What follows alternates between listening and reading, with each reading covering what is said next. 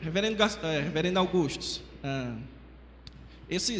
algum tempo atrás eu estava trabalhando na igreja que estou trabalhando em Passo Fundo, na plantação de uma igreja, e nós estávamos trabalhando a confissão de fé, e isso naturalmente gerou uma questão. Então, na confissão de fé, a igreja assumiu o pré-milenismo na sua confissão, mas isso gerou uma certa tensão com alguns irmãos que ainda não se definiram quanto a essa. Isso pode gerar uma certa tensão com alguns irmãos que ainda não se definiram. A minha pergunta é na relação da escatologia com a igreja local. Então vou colocar aqui algumas questões. A igreja deve definir o pré-milenismo ou amilenismo como sendo uma regra, uma crença que todos os irmãos devem ter. Outra questão também, entre pastores na mesma igreja, será que daria para ter um pré-milenista e um amilenista? E na relação entre igrejas, certo?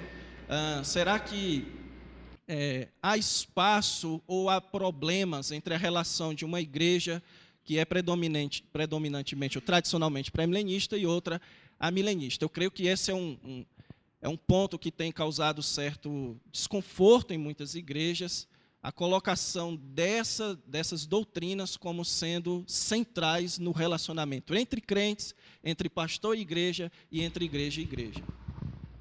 Excelente pergunta. Eu creio que os nossos irmãos aqui presentes, eles já perceberam que escatologia não é um assunto fácil. E que todo mundo aqui argumentou, e bem, a favor da posição que acredita. Então, dificilmente vai haver um consenso antes da vinda de Cristo a respeito de como essa vinda vai acontecer. Então, eu penso que o que se deveria fazer é que os documentos doutrinários e confessionais, eles deveriam se limitar a afirmar aquilo que as posições tradicionais e clássicas da igreja afirmam: a vinda literal de Cristo, a ressurreição dos mortos, o juízo final, o novo céu e a nova terra onde habita a justiça, e talvez me falte um outro ponto daquilo que todos nós acreditamos. E que a comunhão deveria ser possível entre irmãos que acreditam nestas coisas, embora divirjam com relação à natureza do milênio ou a sequência em que essas coisas acontecem. O que nós não podemos admitir, e nem podemos ter comunhão de primeiro grau ou segundo grau entre organizações, igrejas e irmãos, é com aqueles que se dizem cristãos e negam, por exemplo, que Cristo um dia haverá de voltar, que negam o juízo, são universalistas, não é? Negam o juízo final e a condenação dos ímpios, negam a realidade de Satanás, quando a Escritura é clara a respeito disso aí. Então essas pessoas, elas estariam fora, eu diria até, dos limites do que é o cristianismo. Então, mesmo que a confissão de fé da minha igreja, a Igreja Presbiteriana do Brasil, ela se inclina mais para o pós-milenismo e o amilenismo, ainda assim eu estaria disposto a admitir um pré-milenista, não um dispensacionalista. Eu já teria, clássico antigo, eu já teria mais dificuldade, porque eu acho que ele não está tratando, ele afeta a questão da soteriologia, ele trata da questão soteriológica, aí para mim já é complicado.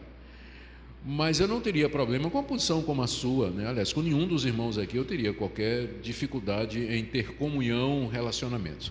Talvez ficasse mais crítico pastores de uma mesma igreja que têm posições diferentes, porque isso vai trazer uma certa confusão para os membros da igreja na hora que eles vão pregar sobre estas coisas.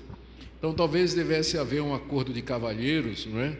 Para que ficasse claro a concordância entre esses pastores a respeito dos pontos fundamentais e em que é que eles divergem, e que se pregasse sobre isso apenas eventualmente, e sempre no sentido de encorajar a igreja a pensar nas últimas coisas. Eu não acho que a gente deveria considerar o fato, por exemplo, eu deixar de ter comunhão com o Felipe porque ele é um pós e você porque é um progressista, não é? Não, eu não creio nisso, eu acho que isso está muito errado.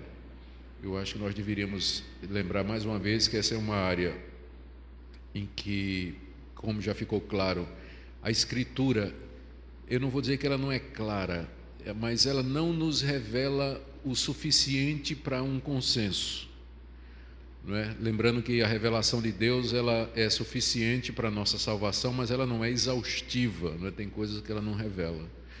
Isso deveria nos levar a ter humildade, respeitar a posição dos outros e caminhar juntos se de fato nós cremos no centro do Evangelho, na palavra de Deus.